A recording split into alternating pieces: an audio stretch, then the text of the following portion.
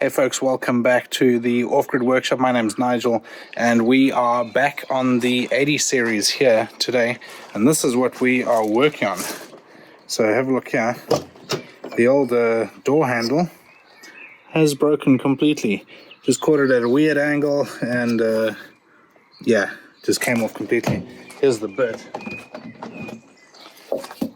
So essentially that guy used to be in there. I grabbed it to open one day, dink, came off, and so we're gonna change this out. It's been a little while waiting for the new one to arrive, so we're gonna do that. The first task is to take this door card off. It's not particularly tricky to do. Essentially you got to take this guy off here. There's a couple of screws under there. There's a screw in there that you have to get, and a screw under here. I think it's just those couple there, that one, I think. And then obviously the usual super fiddly clips that are in all of these doors.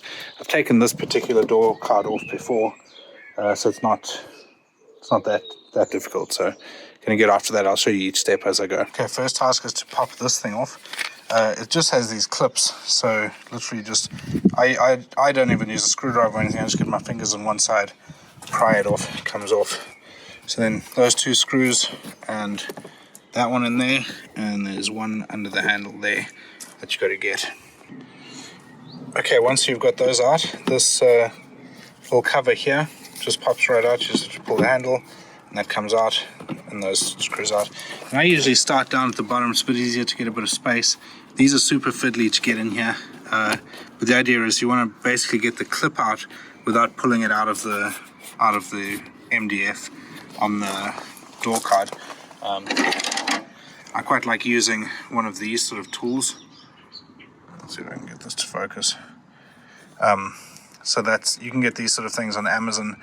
You can kind of get in there, get behind the clip and then pry it out without it actually popping it out of the door card here. So it's a bit fiddly, but that's what I would use. Alright, and that's the door card off there. Did pretty well there. Basically had two clips pop out the bottom where this has had some water damage in the past, so it's a bit soft, this stuff anyway. But yeah, on the whole, did pretty well considering. But essentially what I do with this is I just run this along until I hit where I know, so I just run that along like that until I hit the clip, and then it allows me to come. Sometimes you don't need to get that right around the clip like that.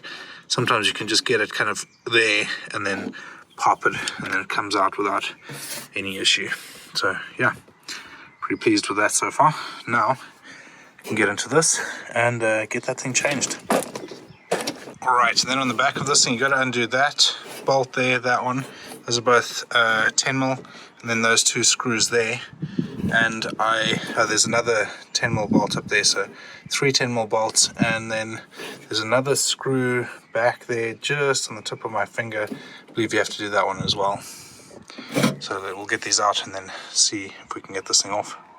And then a quick tip, you're going to have to do this anyway, but this thing has to come out of there. So that yellow thing there is kind of clipped on here. You'll see, if you look back on the video, you'll see how it was clipped on there. But that has to come off in order to access that third bolt back there.